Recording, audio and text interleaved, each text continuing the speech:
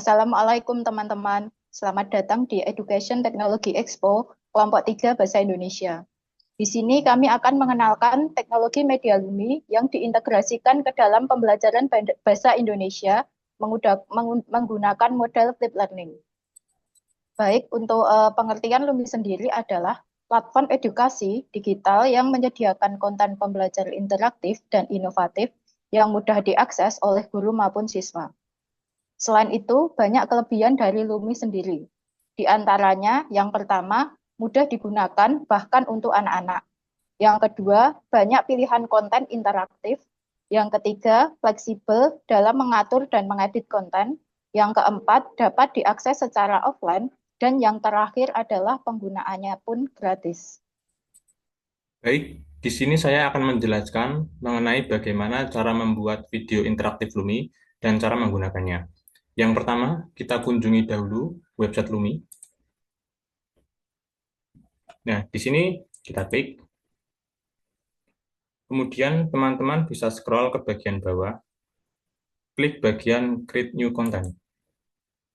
Nah, nanti di sini ada berbagai macam pilihan, tapi di sini kita akan menggunakan video interaktif. Jadi klik bagian interaktif video. Nah, pada langkah pertama ini, teman-teman akan diminta untuk mengupload video yang akan dijadikan video interaktif. Jadi pada bagian ini kita klik. Nah, di sini ada dua cara. Yang pertama kita upload manual. Lalu yang kedua, kita bisa insert video dari YouTube. Misalnya teman-teman sudah mengupload videonya di YouTube atau ingin menggunakan video yang ada di YouTube sebagai video yang akan dijadikan video interaktif. Jadi di sini saya sudah mengupload video saya di YouTube. Kemudian misalnya ini video yang akan teman-teman jadikan video interaktif, teman-teman tinggal salin link.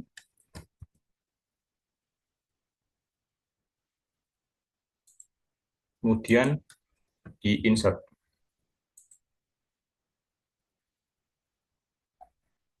Lalu klik bagian step 2. Nah, di sini sudah muncul video yang akan dijadikan video interaktif. Nah, teman-teman bisa putar dahulu videonya. Misalnya sudah sampai di sini.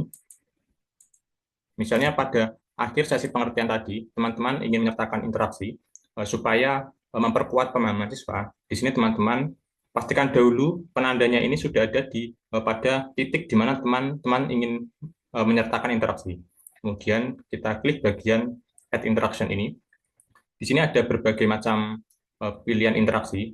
Ada menyisipkan teks, gambar, kemudian pertanyaan berupa pilihan ganda, isian singkat, kemudian ini menandai kata, dan masih banyak lagi. Misalnya di sini kita akan menyisipkan interaksi berupa pilihan ganda. Kita klik multiple choice.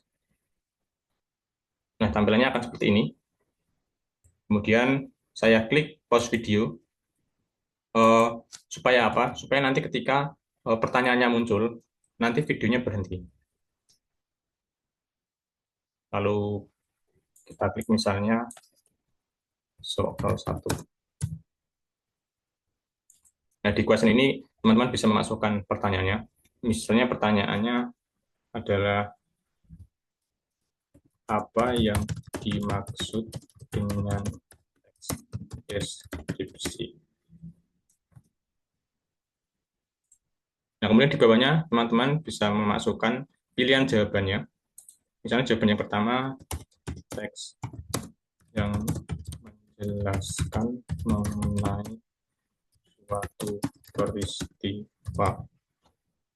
Kemudian yang kedua misalnya teks yang menjelaskan cara membuat sesuatu. Nah, jika pilihan-pilihannya lebih dari 2, bisa klik add option, masukkan pilihan lagi, teks yang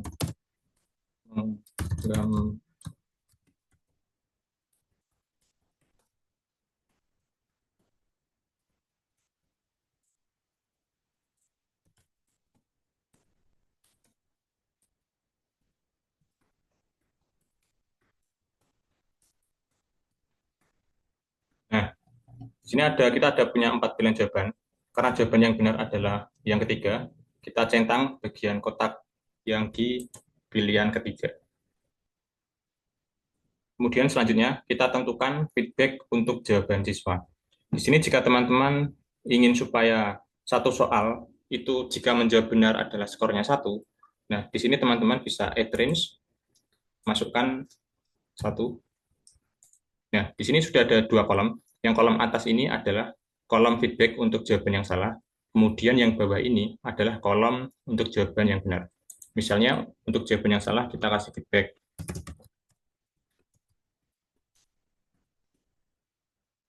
Lalu yang benar, ya seperti ini. Jika sudah, kita klik done.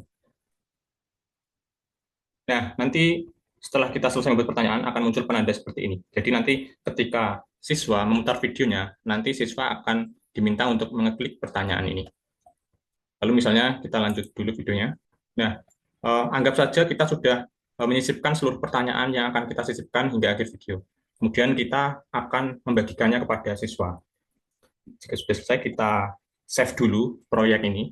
Klik pada save bagian pojok kanan atas. Kita klik save. Nah, sudah tersave. Kemudian kita deploy. Klik bagian deployments, kemudian klik pada deploy content. Nah, kita kasih nama. Kita klik save. Nah, sudah.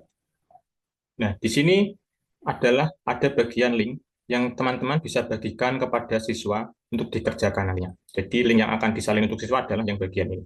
Tinggal klik copy link. Kemudian nanti teman-teman bisa bagikan kepada siswa. Nah, jadi ketika siswa mengerjakan nanti akan muncul yang pertama akan muncul seperti ini. Nanti siswa bisa mengkonfirmasi. Klik confirm. Nah, jadi tampilannya untuk siswa nanti akan seperti ini.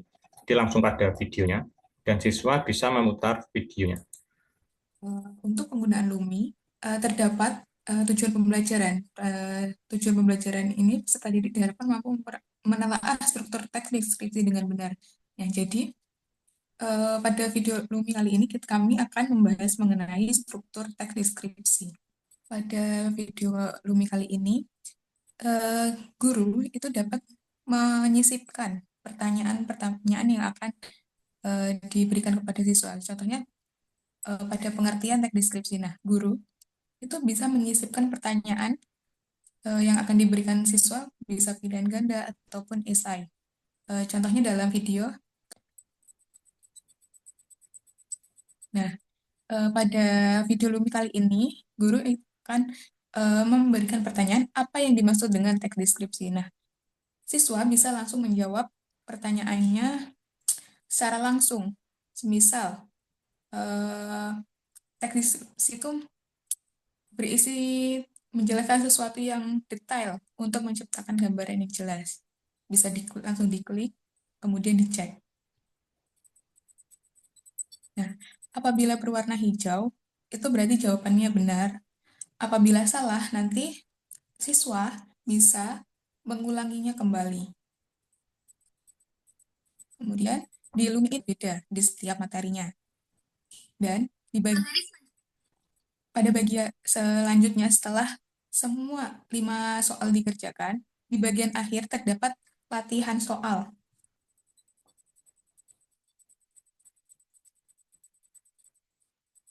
Nah, pada bagian akhir ini, siswa diminta untuk mengerjakan soal.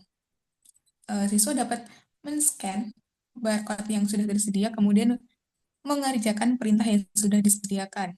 Setelah mengerjakan itu, apakah ada hal-hal yang belum dimengerti siswa, mereka catat, kemudian di keesokan hari atau pada saat pembelajaran, siswa tersebut dapat menanyakan hal-hal tersebut kepada guru, sehingga pembelajaran dapat berjalan secara efektif. Baik, selanjutnya terkait bagaimana sih integrasi video Lumi ke dalam model pembelajaran flip learning. Jadi, integrasi model media Lumi dalam model flip learning ini dapat memberikan pembelajaran yang lebih dinamis dan juga efektif. Seperti yang kita tahu, flip learning itu kan merupakan pendekatan pengajaran di mana siswa itu dapat mempelajari materi pelajaran secara mandiri di rumah, yang mana biasanya berupa video, bacaan, ataupun bahan interaktif, yang kemudian materi pelajaran itu akan didalami di dalam pembelajaran di dalam kelas. Lalu di bagian mana sih media Lumi ini akan terintegrasi di Flip Learning, yaitu di bagian pre-class activity. Seperti yang kita tahu kan di Flip Learning itu terbagi menjadi 3 activity. Yang pertama ada pre-class activity, in-class activity, dan juga post-class activity. Nah, media Lumi ini akan berada di pre-class activity. Jadi sebelum memulai pembelajaran, guru akan memberikan video Lumi ini untuk siswa ini mempelajari materi di rumah. Nah, seperti yang sudah diterangkan oleh rekan saya terkait penggunaan video Lumi, di dalam Lumi ini siswa bisa mengerjakan soal-soal yang sudah diberikan oleh guru. Jadi di situ guru bisa mengukur tingkat pemahaman siswa di video Lumi yang sudah diberikan. Demikian terkait integrasi media Lumi ke dalam model Flip Learning. Baik, demikian pengenalan mengenai media Lumi yang diintegrasikan ke dalam pembelajaran bahasa Indonesia, khususnya mengenai teks deskripsi menggunakan model Flip Learning. Terima kasih atas perhatian teman-teman. Wassalamualaikum warahmatullahi wabarakatuh.